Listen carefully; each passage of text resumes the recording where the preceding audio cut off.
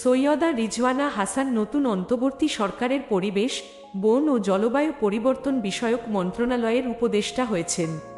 তিনি সুপ্রিম কোর্টের আইনজীবী। পরিবেশ বিষয়ক সংগঠন বাংলাদেশ পরিবেশ আইনবিদ সমিতির বেলা প্রধান নির্বাহী তিনি। পরিবেশ সংক্রান্ত ন্যায়বিচারের ক্ষেত্রে অবদানের জন্য তাকে 2021 সালে এশিয়ার নোবেল খ্যাত র্যামন ম্যাগসাইসাই পুরস্কারে ভূষিত করা হয়। টাইম ম্যাগাজিনের দৃষ্টিতে বিশ্বের 40 পরিবেশ বিষয়ক হিরোর একজন ছিলেন তিনি। তিনি দেশের একাধিক বেসরকারি সংগঠনের এনজিও পরিচালনা পর্ষদের সঙ্গে আছেন।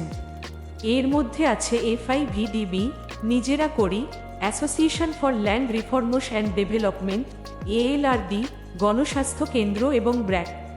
সৈয়দা রিজওয়ানা হাসান 1968 সালের 15 জানুয়ারি জন্মগ্রহণ করেন। তিনি ঢাকা বিশ্ববিদ্যালয়ের আইন বিভাগ থেকে স্নাতক ও স্নাতকোত্তর ডিগ্রি সম্পন্ন করেছেন। trendbdnews.com